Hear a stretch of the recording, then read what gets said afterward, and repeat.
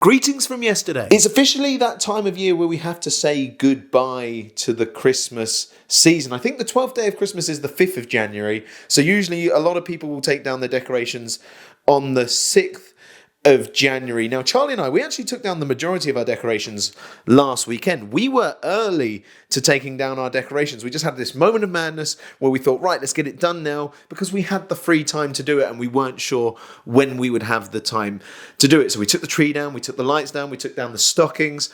But the thing is we've been clinging on to a few last reminders of Christmas, things that help us eke out that Christmas period. Things like Christmas cards and Christmas mugs and Christmas tea towels have stayed around.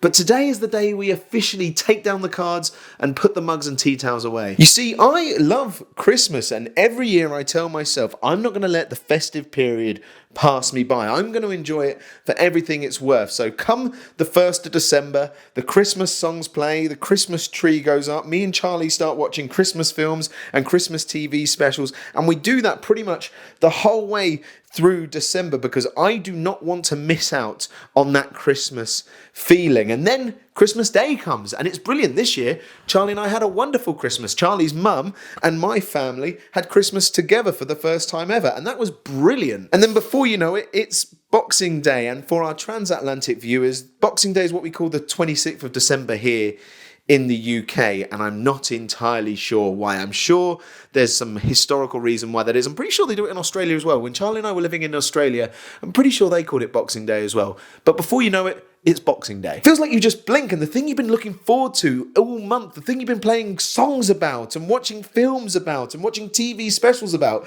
is over in a moment. And that's just it. That's it until next year. Like, don't get me wrong, the bit between Christmas and New Year is a lot of fun. That bit where you don't know what day of the week it is. That bit where you think to yourself, maybe I'll eat some vegetables today, but then you just carry on binging chocolate.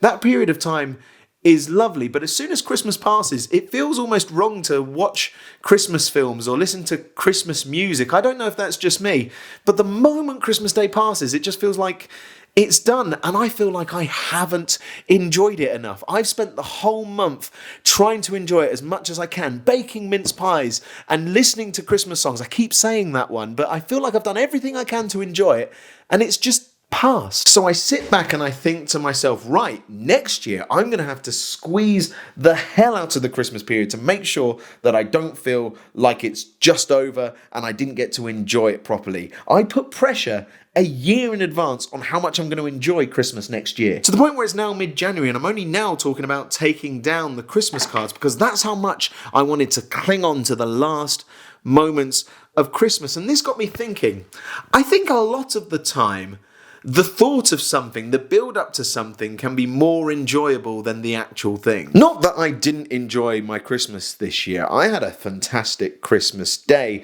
but I think imagining what that Christmas day was going to be like and enjoying the build up to it is almost more fun than the day itself. Does that make sense? And I think people do this with holidays as well. They sort of sit at their desk imagining what the holiday is going to be like, getting all excited about the holiday. And sometimes that build-up is just as exciting as the holiday itself. It's definitely a good thing that the Christmas holidays end. You couldn't just spend all year acting like it was Christmas because then it wouldn't feel special and exciting, and you need it to end for it to feel special and exciting. And it's the same with holidays. I'm sure there'll be people that disagree with this, but you can't be on holiday all the time because then that just becomes your normal life and you'll start craving something different from that. The thing with Christmas and going on holidays is that they're not really real life. Don't get me wrong, they're things that we work for, they're things that we should enjoy, and you need to try and take stock in those moments and make sure that you're enjoying them. But real life happens in the bits around Christmas and around the holidays. It's Tuesday night on the sofa